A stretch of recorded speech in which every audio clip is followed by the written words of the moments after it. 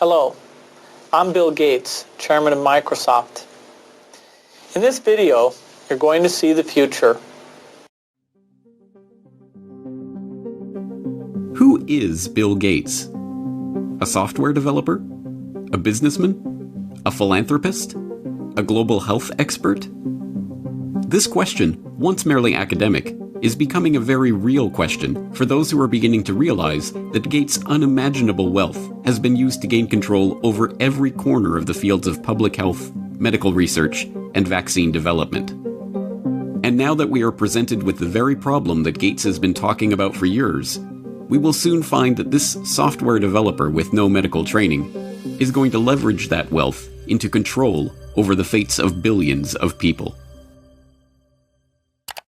Because until we get almost everybody vaccinated globally, we still won't be fully back to normal. Bill Gates is no public health expert. He is not a doctor, an epidemiologist, or an infectious disease researcher. Yet somehow, he has become a central figure in the lives of billions of people, presuming to dictate the medical actions that will be required for the world to go back to normal.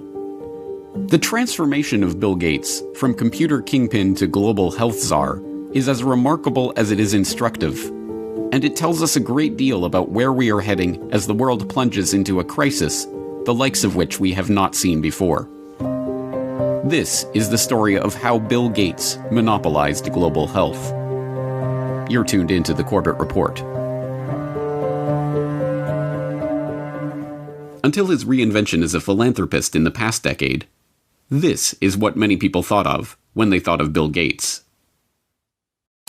In the case of the United States versus Microsoft, the US Justice Department contended that the software giant had breached antitrust laws by competing unfairly against Netscape Communications in the internet browser market, effectively creating a monopoly. Bill's first concern was that the prosecution could potentially block the release of his company's latest operating system, Windows 98. Okay, you asking me about when I wrote this email, or what are you asking me about? I'm asking you about January of 1996. That month. Yes, sir. And what about it? What non-Microsoft browsers were you concerned about in January of 1996? I don't know what you mean concerned. What is it about the word concerned that you don't understand?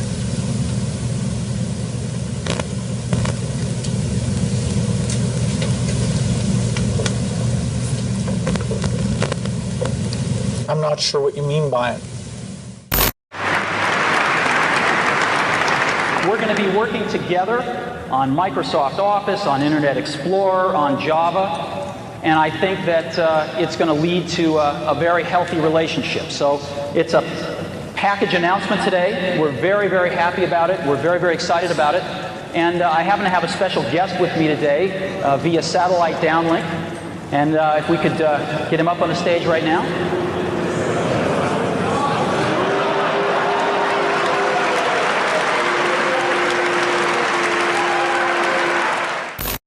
Police and security guards in Belgium were caught flat-footed today by a cowardly sneak attack on one of the world's wealthiest men. The target was Microsoft chairman Bill Gates, arriving for a meeting with community leaders.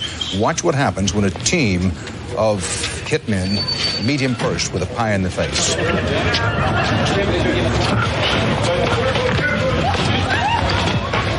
Gates was momentarily and understandably shaken, but he was not injured. The hit squad piled on with two more pies before one of them was wrestled to the ground and arrested. The others, for at least the moment, got away. Gates went inside, wiped his face clean, and made no comment. He then went ahead with his scheduled meeting. No word on the motive for this attack. But once reviled for the massive wealth and the monopolistic power that his virus-laden software afforded him, Gates is now hailed as a visionary who is leveraging that wealth and power for the greater good of humanity. In the 22nd century, a book will be written about the entrepreneur of the 21st century. I'm sure that the person who will foremost come to the mind of those historians is certainly Bill Gates. I don't think it's hyperbole to say that Bill Gates is singularly, I would argue, the most consequential individual of our generation. I mean that.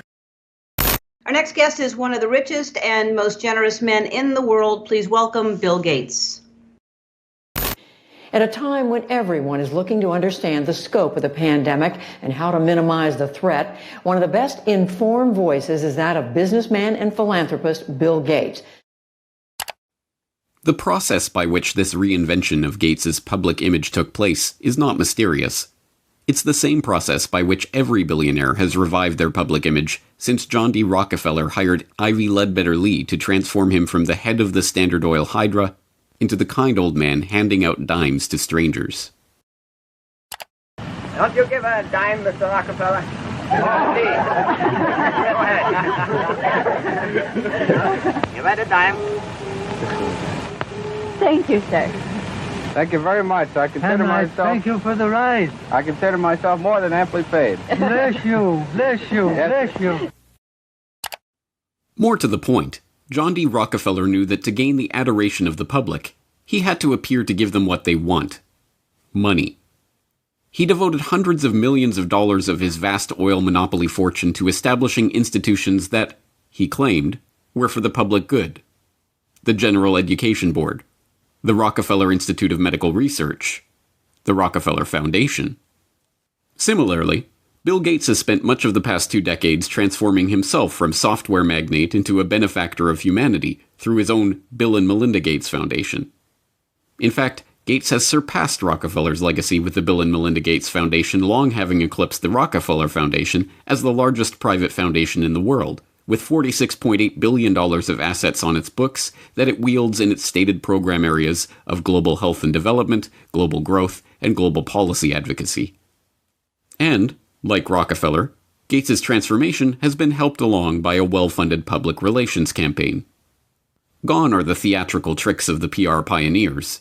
The ubiquitous ice cream cones of Gates' mentor Warren Buffett are the last remaining holdout of the old Rockefeller handing out dimes gimmick. No, Gates has guided his public image into that of a modern-day saint through an even simpler tactic: buying good publicity. The Bill and Melinda Gates Foundation spends tens of millions of dollars per year on media partnerships, sponsoring coverage of its program areas across the board. Gates funds The Guardian's global development website. Gates funds NPR's global health coverage. Gates funds the Our World in Data website that is tracking the latest statistics and research on the coronavirus pandemic. Gates funds BBC coverage of global health and development issues, both through its BBC Media Action Organization and the BBC itself. Gates funds World Health coverage on ABC News. When the NewsHour with Jim Lehrer was given a $3.5 million Gates Foundation grant to set up a special unit to report on global health issues, NewsHour communications chief Rob Flynn was asked about the potential conflict of interest that such a unit would have in reporting on issues that the Gates Foundation is itself involved in.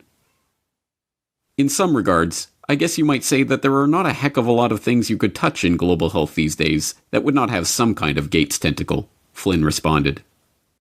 Indeed, it would be almost impossible to find any area of global health that has been left untouched by the tentacles of the Bill and Melinda Gates Foundation.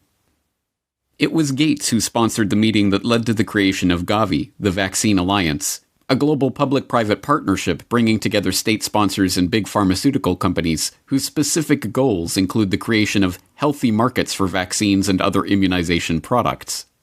As a founding partner of the alliance, the Gates Foundation provided $750 million in seed funding and has gone on to make over $4.1 billion in commitments to the group. Gates provided the seed money that created the Global Fund to Fight AIDS, Tuberculosis, and Malaria, a public-private partnership that acts as a finance vehicle for governmental AIDS, TB, and malaria programs. When a public-private partnership of governments, world health bodies, and 13 leading pharmaceutical companies came together in 2012 to accelerate progress toward eliminating or controlling 10 neglected tropical diseases, there was the Gates Foundation, with $363 million of support. When the Global Financing Facility for Women, Children, and Adolescents was launched in 2015 to leverage billions of dollars in public and private financing for global health and development programs, There was the Bill and Melinda Gates Foundation as a founding partner with a $275 million contribution. When the Coalition for Epidemic Preparedness Innovations was launched at the World Economic Forum in Davos in 2017 to develop vaccines against emerging infectious diseases, there was the Gates Foundation with an initial injection of $100 million. The examples go on and on. The Bill and Melinda Gates Foundation's fingerprints can be seen on every major global health initiative of the past 2 decades. And beyond the flashy multi-billion-dollar global partnerships, the foundation is behind hundreds of smaller country and region-specific grants, $10 million to combat a locust infestation in East Africa, or $300 million to support agricultural research in Africa and Asia, that add up to billions of dollars in commitments. It comes as no surprise, then, that far beyond the $250 million that the Gates Foundation has pledged to the fight against coronavirus, every aspect of the current coronavirus pandemic involves organizations, groups, and individuals with direct ties to Gates funding. From the start, the World Health Organization has directed the global response to the current pandemic. From its initial monitoring of the outbreak in Wuhan and its declaration in January that there was no evidence of human-to-human transmission, to its live media briefings and its technical guidance on country-level planning and other matters, the WHO has been the body setting the guidelines and recommendations shaping the global response to this outbreak. But even the World Health Organization itself is largely reliant on funds from the Bill and Melinda Gates Foundation. The WHO's most recent donor report shows that the Bill and Melinda Gates Foundation is the organization's second largest donor behind the United States government. The Gates Foundation single-handedly contributes more to the World Health Body than Australia, Canada, France, Germany, Russia, and the UK combined. What's more, current World Health Organization Director General Tedros Adhanom Ghebreyesus is in fact, like Bill Gates himself, not a medical doctor at all, but the controversial ex-Minister of Health of Ethiopia, who was accused of covering up 3 cholera outbreaks in the country during his tenure. Before joining the WHO, he served as chair of the Gates-founded Global Fund to fight AIDS, tuberculosis, and malaria, and sat on the board of the Gates-founded Gavi, the Vaccine Alliance, and the Gates-funded Stop TB Partnership. The current round of lockdowns and restrictive stay-home orders in Western countries were enacted on the back of alarming models predicting millions of deaths in the United States and hundreds of thousands in the UK. Imperial College in London released a COVID-19 report, and that's where most of our U.S. leaders are getting the information they're basing their decision-making on. The report runs us through a few different ways this could turn out depending on what our responses are. If we don't do anything to control this virus, over 80% of people in the U.S. would be infected over the course of the epidemic, with 2.2 million deaths from COVID-19. That 2.2 million deaths also doesn't account for the potential negative effects of health systems being overwhelmed. From this evening, I must give the British people a very simple instruction. You must stay at home. Enough is enough. Go home and stay home. A statewide order for people to stay at home.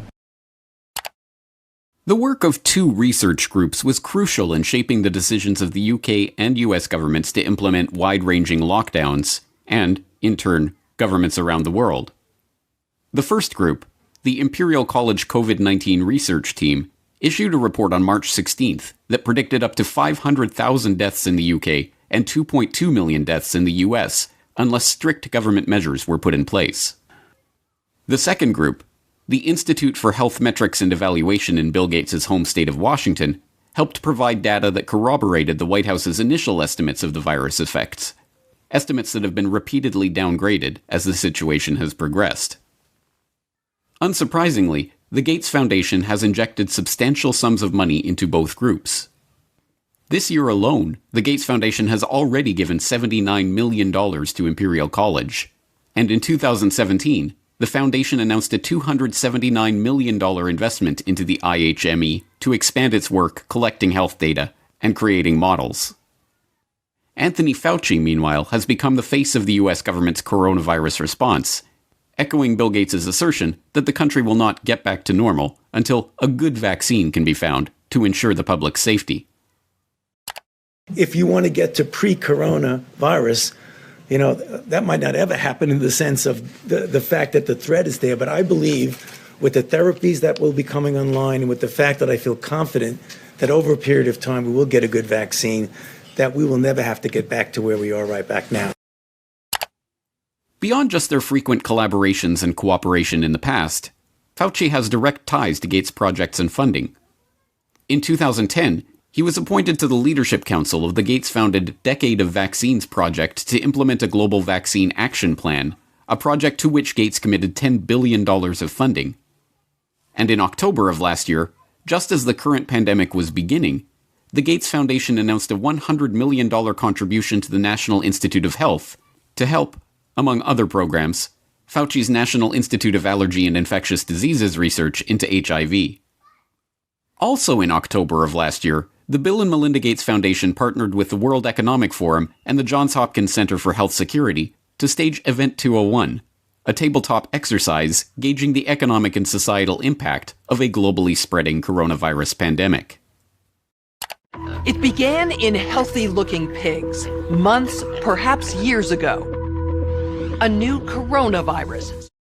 The mission of the Pandemic Emergency Board is to provide recommendations to deal with the major global challenges arising in response to an unfolding pandemic.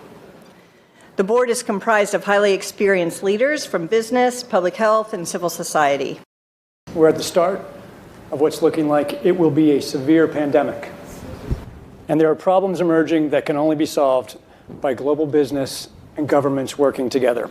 Governments need to be willing to do things that are out of their historical perspective, or for the most part, it's really a war footing that we need to be on. Given the incredible reach that the tentacles of the Bill and Melinda Gates Foundation have into every corner of the global health markets, it should not be surprising that the foundation has been intimately involved with every stage of the current pandemic crisis either. In effect, Gates has merely used the wealth from his domination of the software market to leverage himself into a similar position in the world of global health. The whole process has been cloaked in the mantle of selfless philanthropy, but the foundation is not structured as a charitable endeavor. Instead, it maintains a dual structure. The Bill and Melinda Gates Foundation distributes money to grantees, but a separate entity, the Bill and Melinda Gates Foundation Trust, manages the endowment assets. These two entities often have overlapping interests, and, as has been noted many times in the past, grants given by the foundation often directly benefit the value of the trust's assets. One of my favorite parts about my job at the Gates Foundation is that I get to travel to the developing world, and I do that quite regularly. My first trip in India, I was in a person's home where they had dirt floors, no running water, no electricity, and that's really what I see all over the world. So in short, I'm startled by all the things that they don't have. But I am surprised by one thing that they do have: Coca-Cola. Coke is everywhere. In fact, when I travel in the developing world, Coke feels ubiquitous. And so when I come back from these trips and I'm thinking about development and I'm flying home and I'm thinking, well, we're trying to deliver condoms to people or vaccinations, you know, Coke's success kind of stops and makes you wonder, how is it that they can get Coke to these far-flung places? And if they can do that, why can't governments and NGOs do the same thing? And the charity of Microsoft founder Bill Gates and his wife Melinda is under criticism following the disclosure it substantially increased its holdings in the agribusiness giant Monsanto to over $23 million. Critics say the investment in Monsanto contradicts the Bill and Melinda Gates Foundation's stated commitment to helping farmers and sustainable development in Africa. The study from the pressure group Global Justice Now paints a picture of the Gates Foundation partly as an expression of corporate America's desire to profit from Africa, and partly a damning critique of its effects. You could have a case where the initial research is done by a Gates-funded institution, the media reporting on how well that research is conducted is done, the media outlet is a Gates-funded outlet, and maybe a Gates-funded journalist from a media programme, and then the programme is implemented more widely by a Gates-funded NGO. I mean, there are some very insular circles here. Among the many criticisms, the idea that private finance can solve the problems of the developing world. Should poor farmers be trapped into debt by having to use chemicals or fertilizers underwritten by offshoots of the foundation? This is no mere theoretical conflict of interest. Gates is held up as a hero for donating $35.8 billion worth of his Microsoft stock to the foundation. But during the course of his decade of vaccines, Gates' net worth has actually doubled, from $54 billion to $103.1 billion. The Rockefeller story provides an instructive template for this vision of tycoon-turned-philanthropist. When Rockefeller faced a public backlash, he helped spearhead the creation of a system of private foundations that connected in with his business interests. Leveraging his unprecedented oil monopoly fortune into unprecedented control over wide swaths of public life, Rockefeller was able to kill two birds with one stone, molding society in his family's own interests, even as he became a beloved figure in the public imagination. Similarly, Bill Gates has leveraged his software empire into a global health, development, and education empire, steering the course of investment and research and ensuring healthy markets for vaccines and other immunization products. And, like Rockefeller, Gates has been transformed from the feared and reviled head of a formidable hydra into a kindly old man, generously giving his wealth back to the public. But not everyone has been taken in by this PR trick. Even The Lancet observed this worrying transformation from software monopolist to health monopolist back in 2009, when the extent of this Gates-led monopoly was becoming apparent to all. The first guiding principle of the Bill and Melinda Gates Foundation is that it is driven by the interests and passions of the Gates family. An annual letter from Bill Gates summarizes those passions, referring to newspaper articles, books, and chance events that have shaped the Foundation's strategy. For such a large and influential investor in global health, is such a whimsical governance principle good enough? This brings us back to the question: who is Bill Gates? What are his driving interests? What motivates his decisions? These are not academic questions. Gates' decisions have controlled the flows of billions of dollars, formed international partnerships pursuing wide-ranging agendas, ensured the creation of healthy markets for big pharma vaccine manufacturers. And now, as we are seeing, his decisions are shaping the entire global response to the coronavirus pandemic. Next week, we will further explore Gates' vaccination initiatives, the business interests behind them, and the larger agenda that is beginning to take shape as we enter the new normal of the COVID-19 crisis.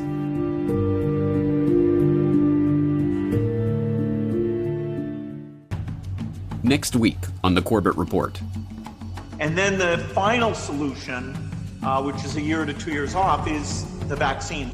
The only thing that will really allow life as we once knew it to resume is a vaccine. This will be the new normal until a vaccine is developed. The truth is that this attempt to reorient the global health economy was part of a much bigger agenda.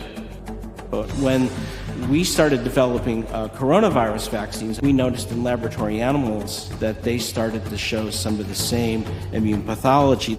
Just to head off the conspiracy theorists, maybe we shouldn't call the vaccine the final solution. Maybe just the best solution. Okay? Bill Gates' plan to vaccinate the world.